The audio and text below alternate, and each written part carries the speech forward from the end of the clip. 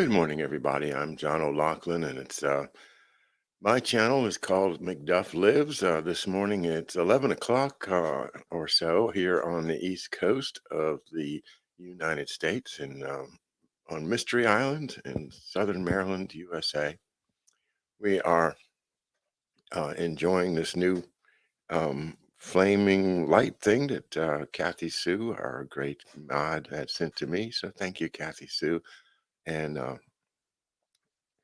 yeah, enjoying that. You actually sent me a couple of these for George, but I'll give them to him when I see him. But until then, I'm going to use them. Okay, I kind of like them. And I've been really interested in this book called "The Yankee and Cowboy War" by Carl Oglesby. We are now getting to the three things that were identified in the last chapter as being, the overriding influences on the United States. And the first one that he wants to describe in detail is the Round Table. And again, let's remember this is written for an audience in 1976. That's the year I started law school. So this is a long time ago. But so why am I acting as if this is current information, or why is it irrelevant today? Well, because I think that back then people put in more thought and more details to describing things because they were closer in time. This is like, as lawyers, we say a witness who is remembering something from a few years ago is a better witness than somebody that's remembering something from 50 years ago. It's logical. So I think we have some witnesses that are recorded here in these books from the mid 70s that are going to help us, and they certainly do seem to help me. Carl Oglesby, an author I never checked out. He has a number of books. You could check him out on Amazon or anywhere else. He's a very popular writer, and I'll be looking into more of his writing after I finish with the work I'm doing with this book called The Yankee and Cowboy War. This idea is stimulating to me because of the FBI versus CIA conflict that I started realizing was going on maybe 10 years ago when I was just getting started into my research. And I started to think, are the FBI and the CIA really on the same team? Don't they essentially help each other? I mean, if there's a spy, don't they work together to catch him? If somebody's sneaking secrets out to our enemies, don't they work together to stop that person and prosecute them? Doesn't the CIA provide the information and the FBI the prosecution, the evidence, and don't we then work together in an open way to expose and punish treason? That's what we're supposed to be doing, but we're not doing it. And so I thought it started to study the idea that the FBI and the CIA were actually not on the same team. And that fits in with the idea that it was the CIA that gave my dad the hepatitis infection at the very time when he was being transferred into the Pentagon from the FBI. In other words, it's consistent with what a number of people, especially Wayne Madsen, have told me, Madsen have told me about the use of health alteration to control somebody in an important office. And my dad was certainly in an important office, having the review and signing off on any covert operations that required any military assets, starting in 1962. That, of course, was a great threat to people that wanted to run covert schemes using military assets without getting caught, right? So, again, from the FBI versus CIA to the Pentagon versus CIA. And we find that these power structures are all competing within the US government. So that's what's going on. It is not a unified picture of the world that's projected by the US government. It is a different angles from different perspectives. Well, why is that? Why are we having a divided administration? Why are things, excuse me, I'm going to move this. Huh, stays in the field of view. Well, I know what I'm going to do. I'm going to move it to the next setting on here, which is a nice solid light. I think I'm going to go with the solid light.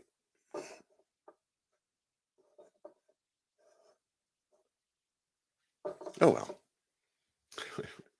because I'm seeing a reflection of it. It was distracting my eyes, so that's why, Kathy, I'm moving it out of the field of view. Still helping the birds to see a little bit, I think, maybe.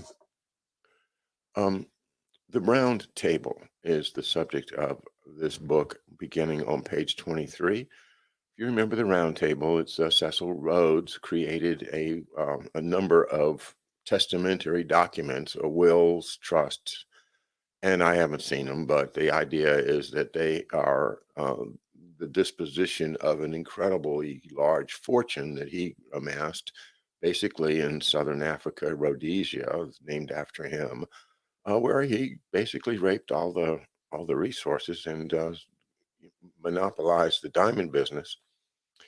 And through that type of rapacious um Anglo-Saxon colonialism, became far wealthier than we can imagine right now. And through the disposition of his will, he created these ongoing nightmares that proceed from the round table. Of course, he thought of himself as a knight, a knight of old, and all of his fellow knights together of the round table were the smartest, most competent people in the world, and of course, so they had the right and the duty to run the rest of the world. And this round table is what we're talking about here in the book.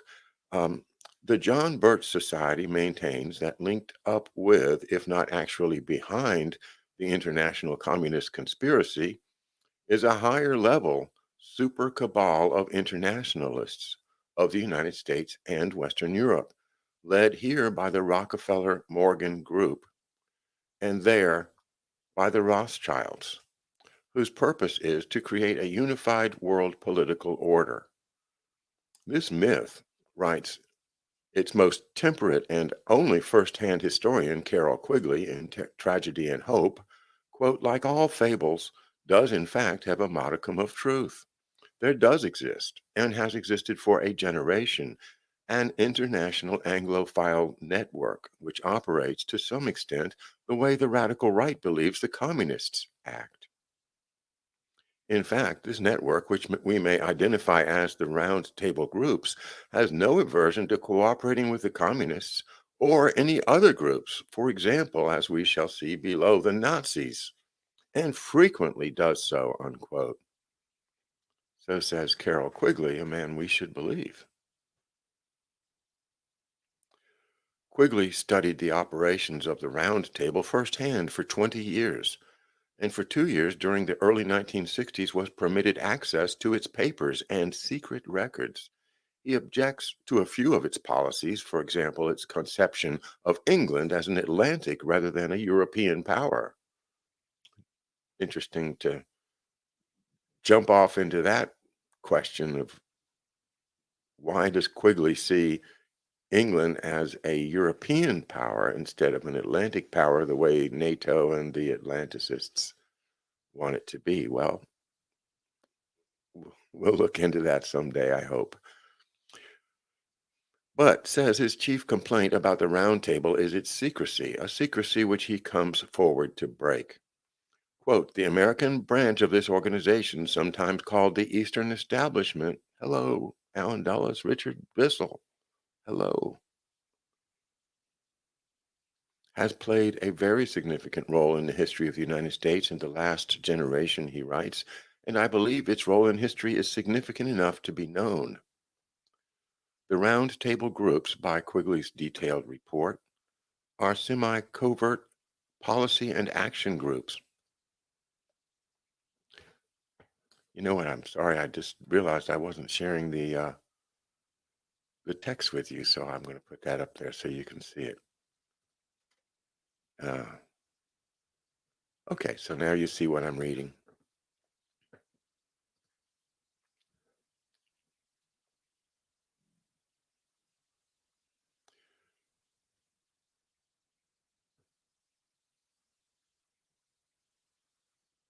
The round table groups, by Quigley's detailed report, are semi-covert policy and action groups formed at the turn of the first decade of this century on the initiatives of the Rhodes Trust and its dominant trustee of the 1905 to 1925 period, Lord Milner. You've heard George Webb talk of Milner's kindergarten, and this, of course, is the same man. Um, a um, uh, a what do you call pederast? One of those strange men that likes to have young boys around him for his personal pleasure. Um, Not a characteristic I find admirable, but apparently it was quite fine with the upper class of his day and with Cecil Rhodes and all the people that obviously knew exactly what he was doing with those young boys down in Africa. So I'm not too fond of the Rhodes Table group so far. By 1915, round table groups were functioning in England and in six outposts of the empire: South Africa, Canada, Australia, New Zealand, India, and the United States. The U.S. group included George Louis Beer, Walter Lippmann, Frank Adelata, Whitney Shepherdson, Thomas W. Lamont, Jerome D. Green, and Irwin D. Canham of the Christian Science Monitor, a Yankee bouquet. Okay, so I don't know all these names, but I do know Walter Lippmann. And Walter Lippmann is the famous propagandist, the guy that decided that there needs to be an inner circle of wise people that use the techniques of propaganda, that is, half truths and psychological manipulation of the reader to achieve a social goal. And so he's one of them right there with right alongside Bernays himself. The two of them are giants in the field of propaganda. Thomas Lamont is a insider with I think he's with Morgan. He's either with Morgan or Rockefeller, but he's one of those very high elite bankers. And the other ones I haven't met yet. The organization was originally financed by the associates and followers of Cecil Rhodes, chiefly from the Rhodes Trust itself, but since 1925, according to Quigley, substantial contributions have come from wealthy individuals, foundations, and firms associated with the international banking fraternity, especially the Carnegie United Kingdom Trust and other organizations associated with J.P. Morgan, the Rockefeller and Whitney families, and the associates of Lazard Brothers and of Morgan, Grenfell and Company. The chief link up in this organization was once that of the Morgan Bank in New York to a group of international financiers in London led by Lazard Brothers. But at the end of the War of 1914, the organization was greatly extended in England, and in each dominion a group was set up to function as a cover for the existing local round table group. In London, this front was the Royal Institute of International Affairs.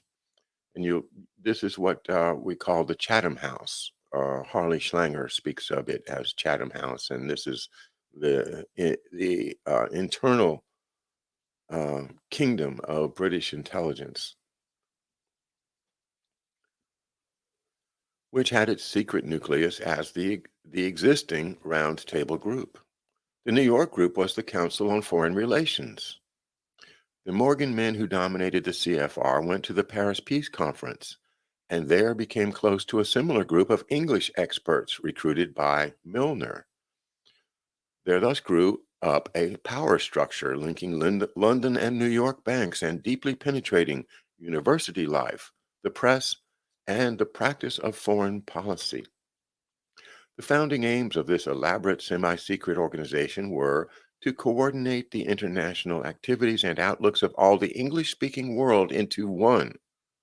In other words, to make America Great Britain again. Right. We we don't want that. But they do. The Morgans, the Rockefellers, the Carnegies, they all want to be the part of the inner circle of Anglophile elites. Basically, the creation of the Fabian Society, which basically takes its lead from Palmerston and going all the way back to about 1800, when the whole idea of controlling other countries through the banking and paper money starts to go into vogue. And you all know the story of Nathan Rothschild's famous statement to that along those lines. He said that in the early 1800s. So this is the thinking of how do you divide fools from their money? How do you divide good Christians from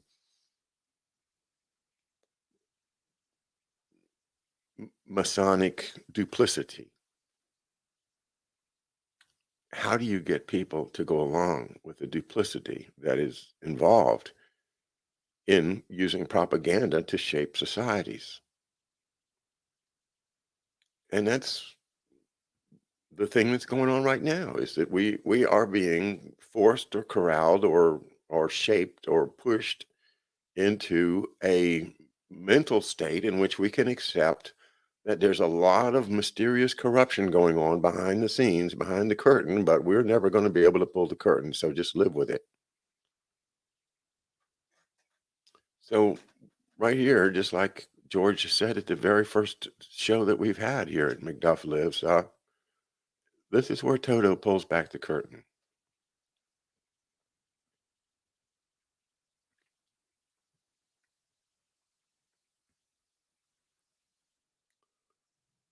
The founding aims of this elaborate, semi secret organization were to coordinate the international activities and outlooks of all the English speaking world into one, to work to maintain peace, to help backward, colonial, and underdeveloped areas to advance towards stability, law, and order and prosperity, along lines somehow similar to those taught at Oxford and the University of London, unquote. These aims were pursued by, quote, gracious and cultured gentlemen of somewhat limited social experience. If their failures now loom larger than their successes, this should not be allowed to conceal the high motives in which they attempted both, unquote. See, Quigley doesn't really condemn these people. He just observes what they're doing. Um, I stand up to condemn these people. And perhaps if I studied more Quigley, I'd be better armed to do so. Quigley calls this relationship between London and New York financial circles one of the most powerful influences in 20th century American and world history. The two ends of this English speaking axis have sometimes been called, perhaps facetiously, the English and American establishments. There is, however, a considerable degree of truth behind the joke, a truth which reflects a very real power structure. It is this power structure which the radical right in the United States has been attacking for years in the belief that they are attacking the communists. You know, I was watching Dr. Simone Gold make a presentation on behalf of America's Frontline Doctors, AFLDS.org, I think it is, a great group. Um, but at a certain point, she made that mistake. She said that what they're doing is communism, but it's not. It looks like communism, but communism is a mass movement involving millions and millions of people that want to take away the privileges and possessions of the elite and create a world of, benevolent sharing. And, it's an idealistic thing. These people are not idealists. These people are cold hearted realists who believe that if they don't eliminate a large part of the population of this planet, they are going to get screwed. That's what I think. Maybe I'm wrong, but that's the way it looks to me today, right here on Mystery Island. Hang on a second.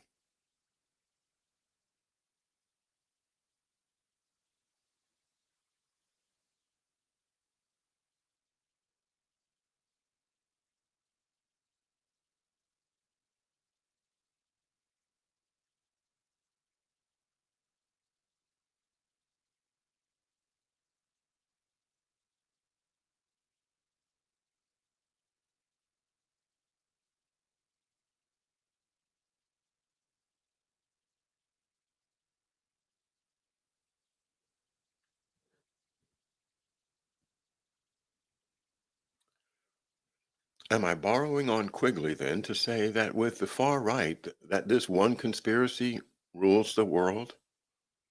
The arguments for a conspiracy theory are indeed often dismissed on the grounds that no one conspiracy could possibly control everything. But that is not what this theory sets out to show.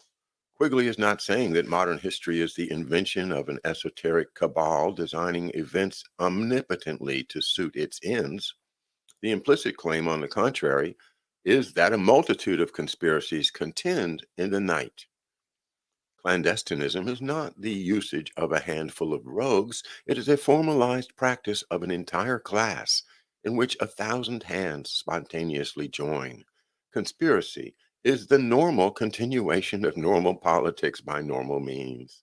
No wonder they don't want you to look at conspiracy theories.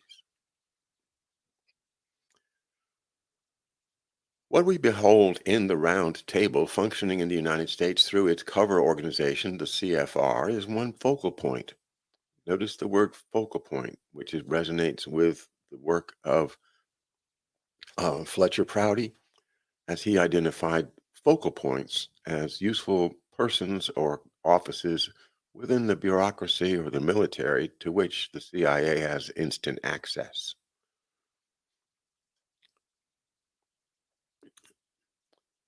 What we behold in the Round Table is one focal point among many conspiracies. The whole thrust of the Yankee Cowboy interpretation, in fact, is set dead against the omnipotent cabal interpretation favored by Gary Allen and the others of the John Birch Society, basically in the respect that it posits and divided social historical American order, conflict racked and dialectical, rather than serene and hierarchical, in which results constantly elude every faction's intentions because all conspire against each and each against all. This point arose in a seminar I was once in with a handful of businessmen and a former ambassador or two in 1970 at the Aspen Institute for Humanistic Studies. Yeah, the Aspen Institute. You think when you hear that, think Madeleine Albright, Hillary Clinton. Not not a institution for people who love humanity generally. The question of conspiracy in government came up. I advanced the theory that government is intrinsically conspiratorial. Blank incredulous stares around the table. Surely you don't propose there is conspiracy at the top levels, unquote. But only turn the tables and ask how much conspiring these men of the world do in the conduct of their own affairs. And the atmosphere changes altogether. Now they're all unbuttoned and full of stories. This one telling how he got his competitor's price list. That one how he found out whom to bribe. The other one how he gathered secret intelligence on his own top staff. Routinely, these businessmen all operated in some respects covertly. They all made sure to acquire and hold the power to do so. They saw nothing irregular in it. They saw it as part of the duty, a submerged part of the job description. only with respect to the higher levels of power around the national presidency, even though they saw their own corporate brothers skulking about there. Were they unwilling to concede the prevalence of clandestine practice? Conspiratorial play is a universal of power politics, and where there is no limit to power, there is no limit to conspiracy.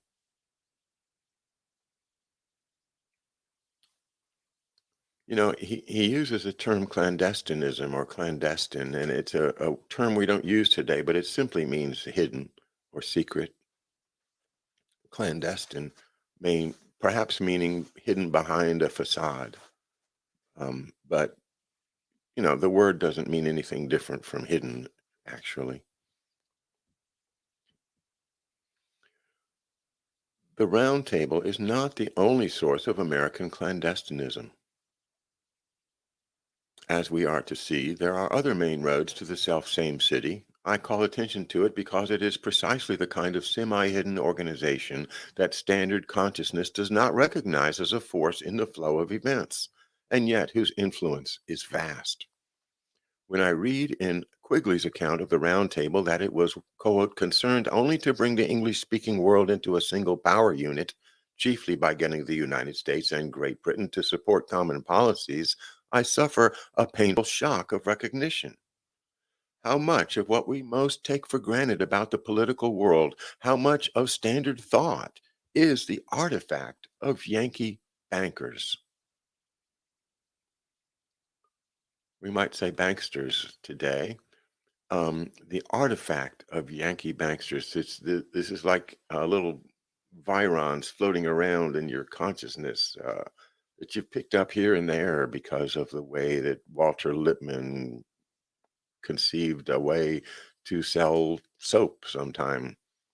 Uh, all of these influences that kind of we don't notice, but they all are acting together to create a mindset in which sure, we'll analyze, the things at the lower level, and we'll fight about Democrats versus Republicans and things like that. But as far as looking for conspiracy at a high level of our government, powerful factions that each are working to control the whole, but have to work together in order to achieve, you know. So two people gang up on one person, and the one person is out, then those two people fight it out. But within those two people's organizations, splits will occur and more factions will arise. That's what I think our author, Carl Oglesby, is saying.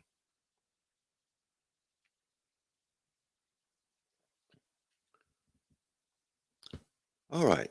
The next section is the derivation of Kennedy. Very interesting, isn't it, to think of where does John Kennedy fit between the Yankees and the Cowboys? Well, he's clearly a Yankee, but he's not an establishment Yankee. He's not a WASP. He's comes from Irish Catholic roots. So let's read. John Kennedy was not by personal heritage a round tabler any more than his family was by type or beginnings, an establishment Yankee family. On the contrary, he was the great grandson of an immigrant Irish cooper and the grandson of a ward heeling East Boston saloon keeper. Wasn't that interesting? My great grandfather was a Hartford saloon keeper, and we understand that these saloon keepers were often a contact between the clergy and the politicians, and who knows who else. But that puts my family in a context very similar to the early Kennedy family. His father, Joseph, the founder of the dynasty, if indeed the family is to prove dynastic, was an operator, speculator, wheeler dealer, and prohibition era smuggler whose drive for wealth, power, and social status was easily worthy of any new rich cowboy, and who was in fact often snubbed by the Boston Brahminate, the Brahmins, the upper class of Boston. According to Quigley, JFK's, quote, introduction to the establishment arose from his support of Britain in opposition to his father, FDR's ambassador to the court of St. James, and an ardent anti-interventionist. His father, Joseph, was basically, we understand him to have been part of the Cliveden set, the old loyalty to the British crown of the old rich families like the Astors. Well, whereas his son takes up Churchill's cause, huh? It's different. His acceptance into the English establishment opened its American branch as well. Okay, so Joseph Kennedy's acceptance into this society in London opens its American branch as well, says Quigley. But maybe this rounds off the corners too much. At that time, JFK was a mere Harvard stripling, and according to his father's biographer, Richard J. Whalen, he was wholly influenced by his father's political views.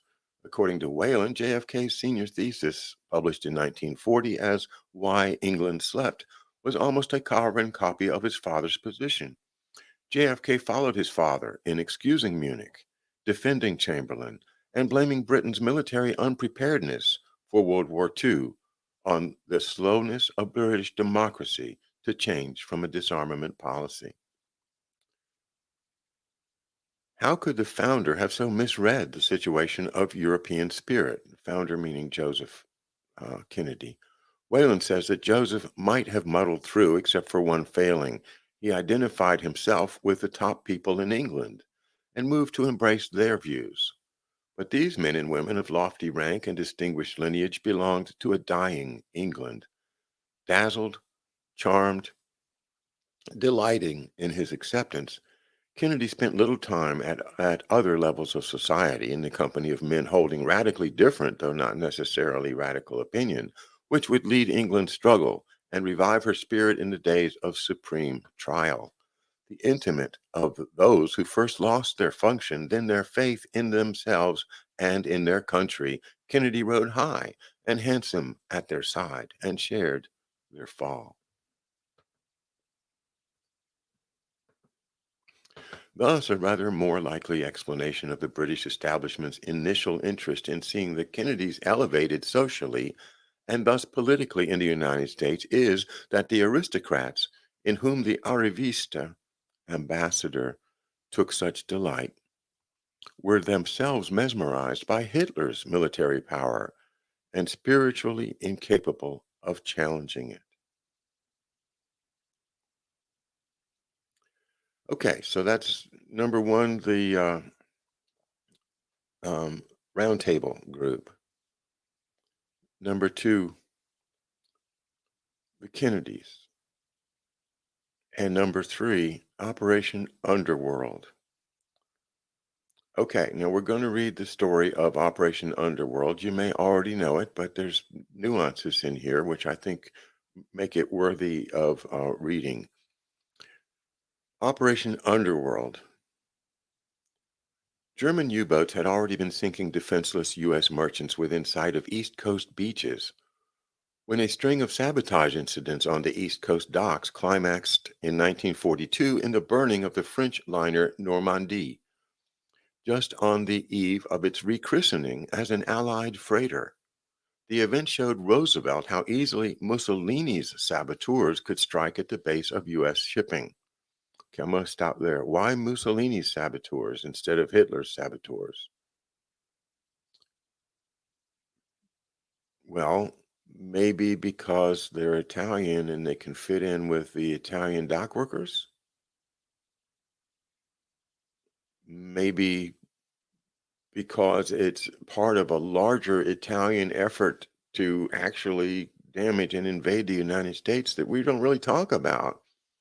But if you look into the Italian submarines operating in the Caribbean at the beginning of the war, you see that there was a huge effort by Italy to take down our shipping and possibly even be scouting out for invasions in the Caribbean, in the South Atlantic. And so maybe that's connected to this, but it leaves me wondering why, indeed, do we use the word Mussolini's saboteurs in this book, and I've never seen it in any other account of Operation Underworld. So maybe somebody knows the answer. If you do, put it in the comments for me. The event showed Roosevelt how easily Mussolini's saboteurs could strike at the base of U.S. shipping. Meyer Lansky, meanwhile, chief minister of organized crime, was troubled because certain mafia families were proving reluctant to join the larger syndicate which he had been building since Prohibition under the yellow and black colors of Lucky Luciano. Luciano had been jailed in 1937 by New York DA Thomas Dewey, and Lansky had been operating since as his top man in the world of the other capos, where his main problem was how to persuade the Sicilian holdouts to accept the executive leadership of a Jew. Lansky's leadership. Different students of organized crime in America interpret Lansky's role in different ways. The perceptive and original Alfred McCoy, for example, in The Politics of Heroin in Southeast Asia, 1972, treats Luciano himself, not Lansky, as the first wholly modern executive of crime and attributes to him, not Lansky, the insights that led to the current federation of previously autonomous criminal groups around particular rackets and particular cities. But Hank Messick, who develops the point in a string of unique books of crime reportage, notably Lansky, 1971, and John Edgar Hoover, 1972, thinks Luciano's greatest genius lay in his grasp of Lansky's greater genius, and that Lansky was always the main strategist in bringing big crime to accept the standpoint of the Harvard Business School and the necessity of monopoly-style business rationalization. Monopoly-style business rationalization sounds like the uh, sounds like the St. Valentine's Day massacre to me.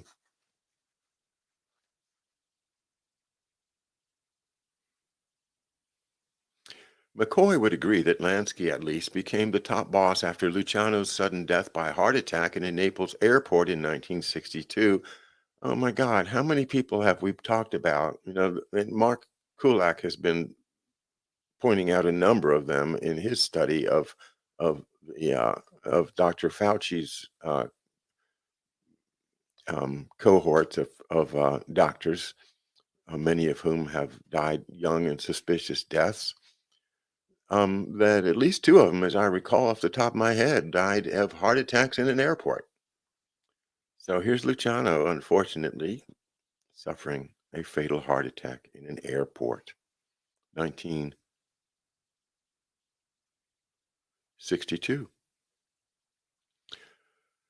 I follow Messick on the point, if only because Lansky was Luciano's front man in the real world during the nearly 10 years Luciano was imprisoned and carried out the concrete tasks that actually brought the new super corporate organization, the Syndicate, into existence.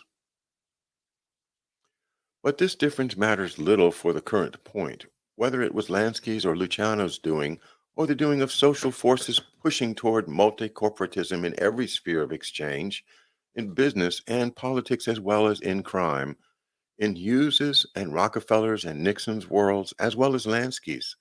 The fact of expansion and integration, of the centralizing of business authority in an unimpeachable bureaucracy, is the main fact of organized crime's inner life from Prohibition on, and it seems appropriate to associate this general movement with the long period of Lansky's preeminence.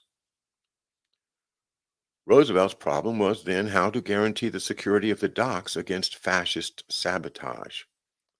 Again, he says fascist, he didn't say Nazi. Lansky's problem was how to complete the organization of the syndicate. What artist of the possible saw the convergence of these two problems in a common solution? The coincidence of opposites, Schiller folks. The precise origins of Operation Underworld are not public knowledge. Both McCoy and Messick fastened upon a Brooklyn shipyards office of U.S. Naval Intelligence. That would not mean the initiative was necessarily federal or the Navy's. The idea could have been dropped there by any messenger. In any case, it comes down to a straightforward proposition. Lansky first turns to the reluctant Capo and says, "What if I can free thy leader, Luciano?" Then he turns to the anxious Roosevelt and says, "What if I can secure thy docks against sabotage?" The offer Lansky made in particular was simply for Roosevelt to intervene in the Luciano matter. Although from the prosperity enjoyed by organized crime during World War II, it may appear to imply that the deal went much further and actually entailed federal protection for certain areas of syndicate wartime activity, for example, smuggling. Luciano was moved right away from the remote Dannemora prison to the more comfortable and spacious Great Meadow prison north of Albany. His accessibilities thus improved. He lived out the war years in a style befitting the prisoner who is also the jailer's benefactor and a party to a larger arrangement with the throne. Promptly on VE Day, his lawyer filed the papers that opened the doors for his release and deportation to Sicily.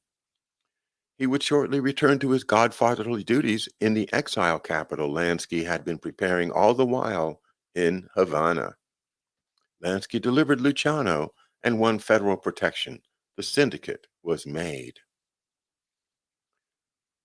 But that only began it. Syndicate collaboration with the American war effort went much further. The Sicilian mafia, for example, had been all but wiped out by Mussolini in fascism's long, violent rise to power.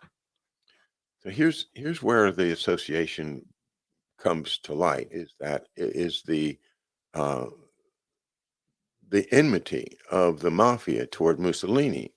Mussolini, who had imposed law and order, had virtually wiped out the mafia in Italy. So after World War II, Luciano's reward is he gets to reinstate the mafia in Italy and run the heroin business.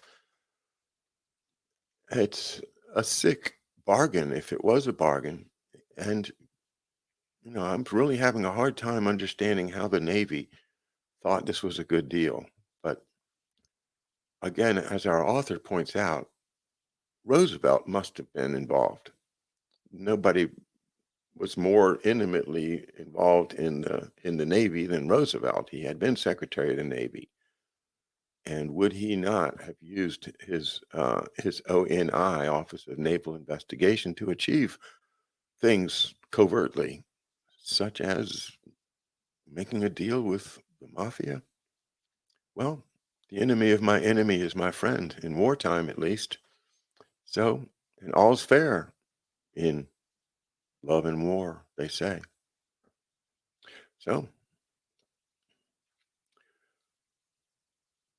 the mafia was a power rival, and Mussolini crushed it bloodily. But when General George Patton landed on Sicily with the 7th Army's 3rd Division in 1943, he came with instructions to fly Luciano's black and yellow scarf along with the stars and stripes and to seek out the tactical support of local mafiosi who would offer themselves as guides and informants. This support may or may not have been of measurable military value. The Kefauver Committee theorized later that it was too slight to have justified the release of Luciano on patriotic grounds. But what Patton's tanks meant to the mafia was purely and simply its restoration to power in Sicily. Then in 1944, Roosevelt wanted Batista to step aside in Cuba. The most persuasive confidential ambassador he could think of, the best man for delivering such a message to Batista, Messick reports, was Lansky himself. Whom else would Batista listen to?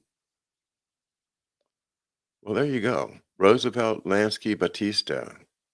Roosevelt knows. He knows all about organized crime. He knows all about the mafia. He knows all about uh, from prohibition to heroin. He knows it. Clearly, he knows it. When he as is reported right here that he uses Lansky as his personal ambassador behind the scenes to Batista. who is again a mafioso, but a guy that's been appointed with the consent of the power structure in the United States to run the illegal stuff. Well, gambling and prostitution.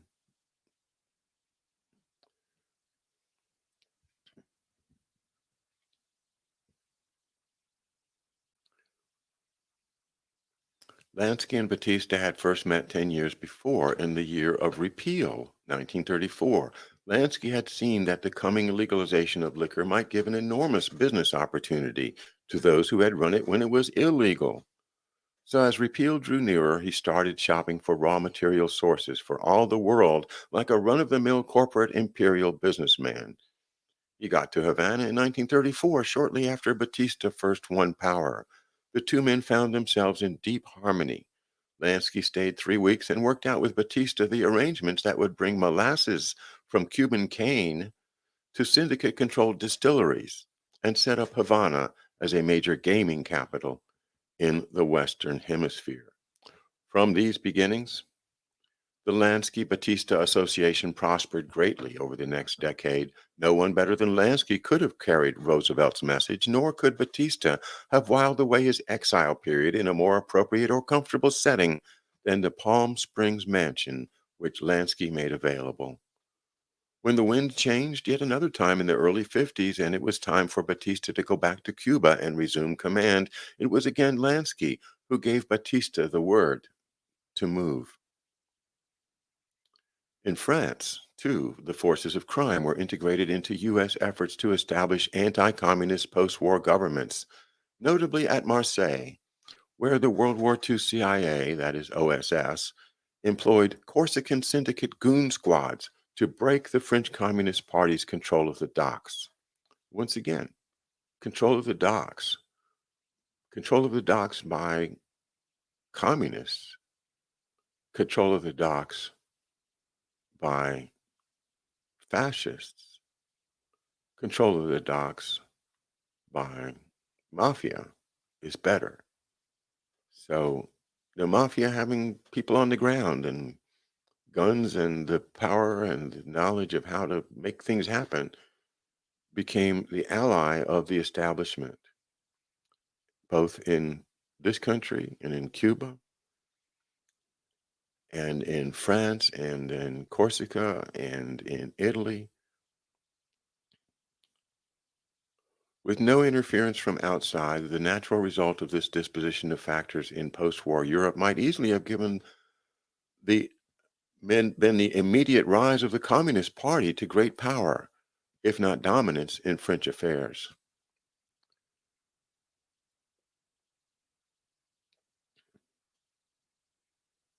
And as I just skipped this sentence, but the main serious wartime resistance to European fascism was that of the European communists. And what happened to them after the war is just astonishingly horrible because they were the only organized resistance to the Nazis. And yet, after the war, instead of letting them enjoy the victory and become part of the government, they were subjected to goon squads of mafiosi backed by the CIA and virtually annihilated.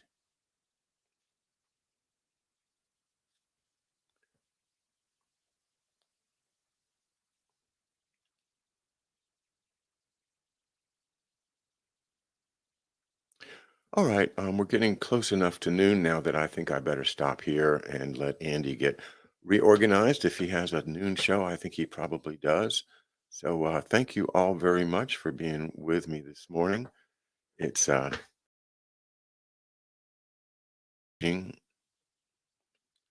had to take a lot of time off from my shows in order to get my book written. You can get my book at Amazon on Kindle. That's the only way to get it right now. We're hoping that Andy and Neighborhood News will be able to publish some hard copies of it soon. But I'm actually deferring that right now because I want you to support George Webb's books by purchasing them instead. Use your money to support George's work. I think that's the best disposition of it. Nevertheless, if you can, do both. Get a copy of Macduff Lives on Kindle, and I hope you enjoy it. Thank you so much. I'll be tonight enjoying myself talking once again to the great Bill Taylor of Deep State Analytics. So we'll see you then.